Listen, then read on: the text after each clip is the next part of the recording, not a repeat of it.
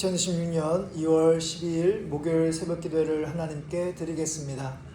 하나님의 말씀은 신약성경 요한복음 4장 43절부터 54절까지 말씀입니다.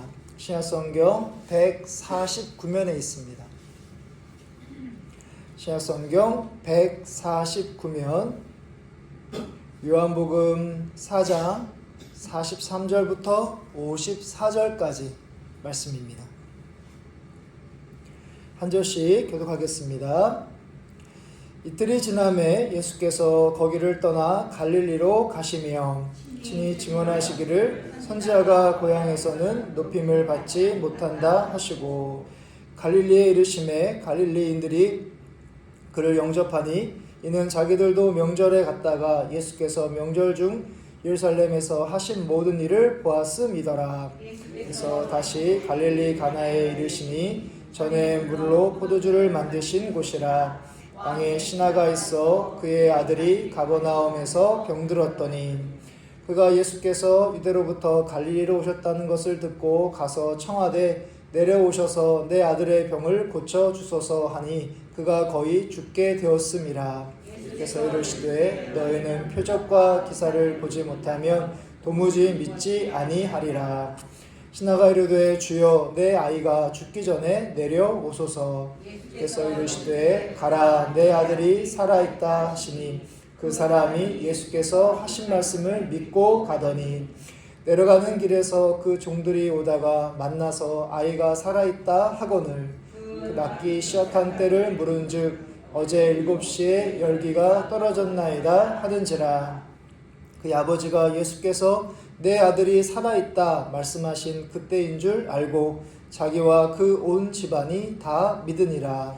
이것은 예수께서 유대에서 갈릴리로 오신 후에 행하신 두 번째 표적이니라. 아멘. 오늘 말씀에서 예수님은 사마리아 사역을 마치신 후에 고향 갈릴리로 오십니다. 선지자가 고향에서는 높임을 받지 못한다 했는데 오히려 갈릴리 사람들은 예수님을 영접합니다. 45절에서 갈릴리에 이르심에 갈릴리인들이 그를 영접하니 이는 자기들도 명절에 갔다가 예수께서 명절 중 예루살렘에서 하신 모든 일을 보았음이더라. 예수님의 고향은 나사렛이라는 동네로 그곳은 갈릴리 지역 중에 하나입니다. 우리로 말하면 나사렛은 서종면 서울이라고 한다면 갈릴리는 양평군 정도 됩니다. 다른 성경을 보면 예수님은 고향 나사렛에서 환대를 받지 못하십니다. 누가복음 4장 28절부터 30절의 말씀을 보면 예수님을 산 낭떠러지로 끌고 가서 밀쳐 떨어뜨리려고 했던 사람들이 고향 나사렛 사람들입니다. 예수님은 어쩔 수 없이 나사렛을 떠나 가버나움이라는 곳으로 이동하실 수밖에 없으셨는데요. 바로 예수님의 제2의 고향으로 이곳에서 주로 사역을 많이 하십니다. 가버나움도 갈릴리 지역에 속해 있었고 오늘 말씀에서는 이제 갈릴리로만 되어 있어 정확히 어디인지는 알 수 없지만 나사렛이 아닌 다른 곳일 가능성이 많습니다.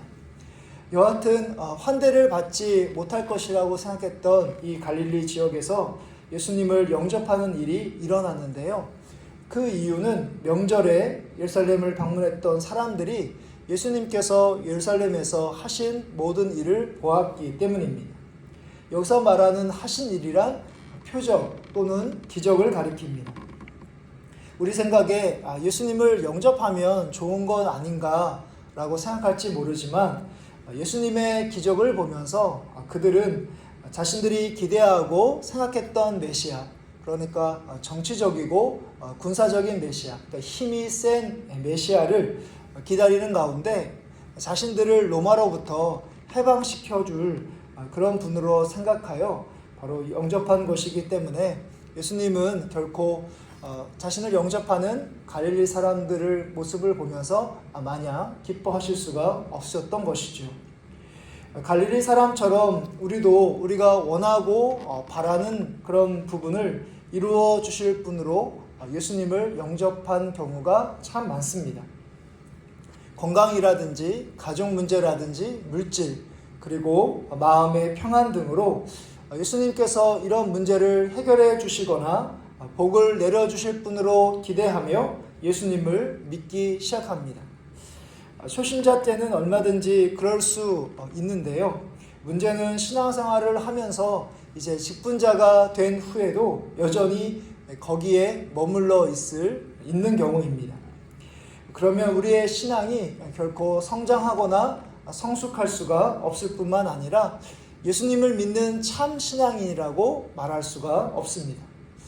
오늘 말씀에서 갈릴리 사람들이 예수님을 영접했다고 하여 참 신앙인이라 할 수 없는 것처럼 바로 예수님께서 기뻐할 수 없는 것은 바로 예수님을 로마로부터 해방시켜줄 그런 분으로 믿고 있기 때문입니다. 우리가 잘 아는 것처럼 이들은 나중에 예수님을 십자가에 못 박고 말았습니다. 우리도 예수님을 구주가 아닌 우리의 문제를 해결해 주실 분으로 우리가 안다면 예수님께서 원하시는 삶을 우리가 살아갈 수가 없습니다. 날마다 우리가 예수님을 받아들이고 영접하는 삶을 살아가시되 나의 필요를 채워주시는 분으로만 우리가 믿는 것이 아니라 진정으로 하나님의 아들, 구주로 믿는 그런 믿음이 우리에게 있기를 바랍니다. 예수님은 갈릴리 가나라는 곳에서 왕의 신하의 아들을 말씀으로 고치십니다. 50절의 말씀인데요. 50절의 말씀 우리 같이 함께 읽어보도록 하겠습니다. 예수께서 이르시되 가라 내 아들이 살아있다 하시니 그 사람이 예수께서 하신 말씀을 믿고 가더라. 아멘. 왕의 신하의 아들이 가버나움이라는 곳에 있었는데 병들어 거의 죽게 되었습니다. 가버나움이라는 곳에서부터 예수님께서 지금 계신 가나까지는 32km 정도 떨어진 곳으로 우리가 살고 있는 이곳에서 남양주 3패 정도까지의 거리입니다. 그는 가나에 계신 예수님을 만나 가버나움으로 모시기 위해서 내려왔습니다. 예수님은 그를 따라 내려가는 대신에 가라 내 아들이 살아있다 라고 말씀을 하시고 그는 이 말씀을 믿고 순종하는 가운데 가버나움으로 돌아갑니다. 가는 길에 종들을 만나고 아이가 살아있다 하는 이야기를 듣고 그 시간을 물으니 바로 예수님께서 자신에게 가라 아들이 살아있다 라고 하신 그 말씀과 똑같았습니다. 그러자 자기와 온 집안 사람들이 예수님을 믿게 됩니다. 왕의 신하의 믿음은 앞서 예수님의 표적을 보고 믿었던 갈릴리 자신의 고향 사람들과는 대조를 이룹니다. 왕의 신하는 말씀을 믿었고 갈릴리 사람들은 표적을 보고 믿었습니다. 대부분 예수님의 표적과 기사를 통해서 자신의 눈으로 직접 예수님께서 행하신 기적을 보고 예수님을 믿었다면 바로 왕의 신하는 자신의 눈으로 믿은 것이 아니라 예수님의 말씀을 듣고 믿습니다. 우리 신앙이 왕의 신하와 같은 그런 믿음이기를 바랍니다. 하나님께서 말씀으로 세상을 창조하신 위대한 능력부터 시작해서 예수님께서 우리에게 말씀으로 찾아오셔서 우리를 만나주신 그 말씀의 은혜, 그리고 예수님께서 약속하신 그때에 다시 오실 것이라는 그 언약의 말씀을 믿는 그런 믿음까지 바로 하나님께서 우리를 통해서 말씀을 통해 바로 하나님의 말씀의 그 능력, 또 말씀의 그 은혜, 또 말씀의 신실하심을 다 온전히 믿는 여러분들 되시기를 바랍니다. 그래서 올 한 해에도 그리고 오늘의 삶을 살아가는 가운데서도 하나님께서 여러분들에게 하신 그 말씀에 대한 어떠한 결과를 우리가 눈으로 보지 않았지만 왕의 신하와 같이 예수님께서 하신 말씀이기 때문에 그대로 믿고 순종하는 가운데 살아 역사하시는 그 예수님을 날마다 경험하시는 신실한 믿음의 성도님들 되시기를 주님의 이름으로 축복합니다.